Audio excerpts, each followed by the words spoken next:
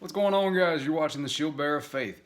So this video is going to be in response to a question that was asked to me on here in reference to the traffic stop video that I've already posted. In that video, I go over some thoughts, concepts, perspectives from our end of the world as I see it. And it begged the question from one viewer, what would my response be? What would change, if anything? This is a generalization here. If I pulled somebody over and they were wheelchair bound or handicapped in some way, and they even referenced that, maybe the license plates had handicap tag. I get up to the window, I can see that they're, obviously disabled in some physical way. But what if I believe they were intoxicated? That's the general overview of the question. And I believe it was Free Spirit Press News was asking that.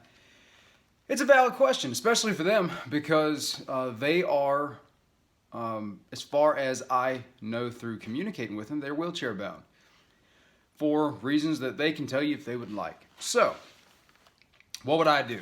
Is it possible, we'll start right here, is it possible to pull somebody over that has a handicap license plate? Absolutely. Does not exempt you from that. Okay, so we're going to start there. That's just obvious, but we'll get that out of the way. Next thing is it possible to be driving while intoxicated on either alcohol or some other substance as a handicapped individual? Absolutely. I had a guy that was in my family for a little while. We won't go into any more than that. In my family for a little while, who was a disabled veteran.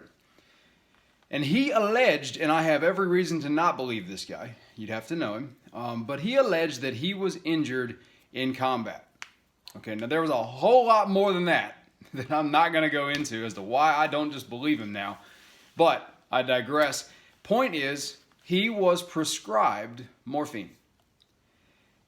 And because I see the reactions that people physically have, their bodies change behavior when people use heroin. Now, I know morphine and heroin are not identical, but they're almost identical as far as what they do once they're in your system. You can do your own research on that or just take my word for it, whatever. But the point is, it's almost identical. So this guy was a morphine addict, which unfortunately for him happened because he was prescribed that stuff. So no, that's not his fault. Yes, he really was injured by something, but at a certain point he is addicted to the morphine. And we found out later that that translated into him being addicted to heroin because he couldn't get morphine in the doses he needed anymore. His body had built up a resistance to it. And the doses they were allowing him to have for pain management were not good enough, and so he was supplementing with heroin. All right. He's no longer part of our family. But he drove intoxicated every day. Every day. Because he was continuously intoxicated. And now I brought this up to the family member that married him one time. And I don't know if they adjusted it because of what I said or not, but most of the time when I would see them together, the family member that was actually part of my family was the one driving. Because I think they realized that I was correct, that they were intoxicated.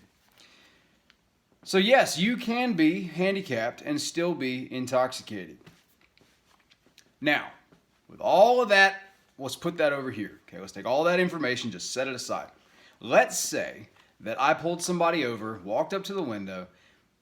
I've already acknowledged they've got handicap tags, something like that. And I walk up and it's not someone who's apparently handicapped. Does that also mean that they are not legally allowed that designation? No, it does not, because that's judging the book purely by its cover, right? So yes, there are more severe, more obvious versions of handicap status, but you see videos all the time where people will go and overreact at someone who is parked in a handicapped parking place because some bystander doesn't see the need for them to have it. Well, you don't know what's going on with that person. So looking at them and saying, well, you're not on crutches or wheelchair bound, so you must not need the handicap tag, Don't jump to judgments there either, okay?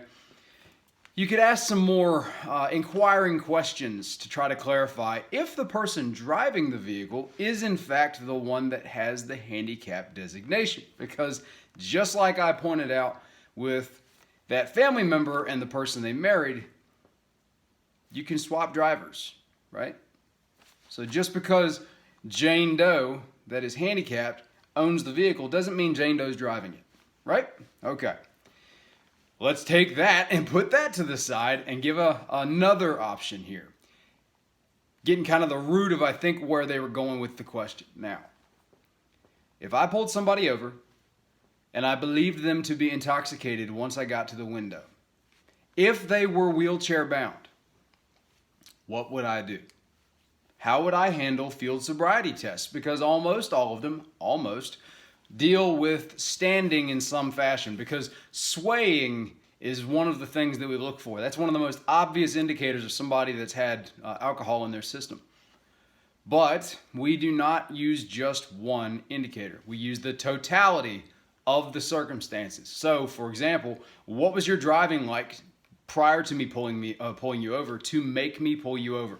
That's factor one.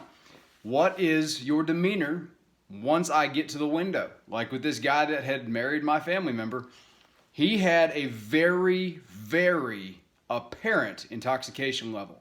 Well, not everybody's got that, depending on what you're using. So for him, he'd pretty much be sitting there just falling asleep all the time. And it was not because of some sleep disorder. It's because he was high all the time. Heroin puts you to sleep. Morphine puts you to sleep, or it numbs you to the point where you're kind of passing out sometimes. And I'd have to take that into consideration. You know, what are their eyes like? Are they glossed over? Slurred speech? This guy always had slurred speech, the one I'm talking about. Always. So yeah, that's an indicator.